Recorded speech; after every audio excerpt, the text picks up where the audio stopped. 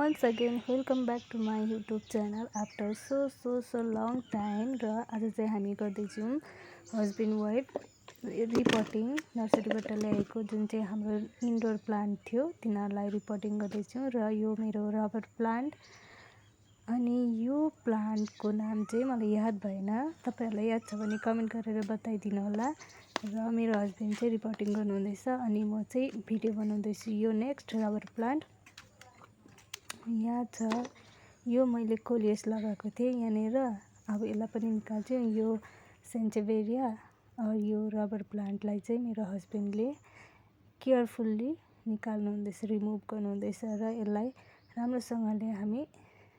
नर्सरीबाट ल्याएको प्लान्टहरु चाहिँ धेरै केयर गर्नुपर्ने हुने रहेछ र चाहिँ त्यही कारण हामी बिस्तारै केयरफुल्ली गर्दैछौँ अनि तपाईहरुलाई पनि मन पर्छ गार्डनिङ गर्नु गार्डनिङको भिडियोहरु मन पर्छ भने यो च्यानललाई सब्स्क्राइब गर्न सक्नुहुन्छ र मैले चाहिँ आफ्टर लङ टाइम कन्स्टेन्ट नै थिइन म बिहे गरेदेखि अबदेखि चाहिँ म कन्स्टेन्ट भिडियो बनाउने छु र यो चाहिँ मेरो कोलियस मैले लगाएको थिएँ आज चाहिँ यसलाई पनि रिमुभ गरेर यसमा पनि अर्को प्लान्ट लगाउने छौँ हामी जम्मै यो ठुलो गमलामा चाहिँ हामी इन्डोर प्लान्ट लगाएर सानो गमलामा चाहिँ हामी कोलियसहरु लगाएर चाहिँ मजाले राख्ने छौँ यो चाहिँ मेरो हेर्नुस् न रबर प्लान्ट कस्तो मिठो कलरको अनि यसलाई चाहिँ मैले बिस्तारै केयरफुल्ली निकाल्नु भन्दै थिएँ र गमलै फुटाइदिनु भयो यो गमलामा चाहिँ म अरु नै के लगाउँछु भनेको थिएँ गमलै फुटाइदिनु भयो के छैन प्लान्ट सेफ नै रह्यो हो अब ठिकै छ प्लान्ट चाहिँ मेन इम्पोर्टेन्ट हो प्लान्ट सेफ रहनु र प्लान्ट सेफ थियो आई एम ह्याप्पी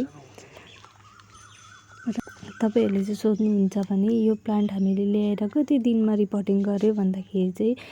1 वीक हामीले यिनीहरुलाई चाहिँ यतिकै राखिदिएको थियो र त्यसको बादमा चाहिँ हामीले रिपोर्टिङ गरेको अनि इच प्लान्ट चाहिँ हामीले 100 रुपैयाँ गरेर ल्याएको रबर प्लान्ट जी प्लान्टहरु जम्मै हामीले इच प्लान्ट चाहिँ 100 रुपैयाँ गरेर ल्याएको अनि यो कोलियसहरु चाहिँ मेरो घरमै थियो र मैले कटिङ सारेको अन्त मेरो चाहिँ यो चाहिँ फाइनल हो फाइनल यो तपाईहरुलाई कस्तो लाग्यो कमेन्ट गरेर बताइदिनु होला राम्रो लाग्यो भने red heart and thank you so much for watching this video and please support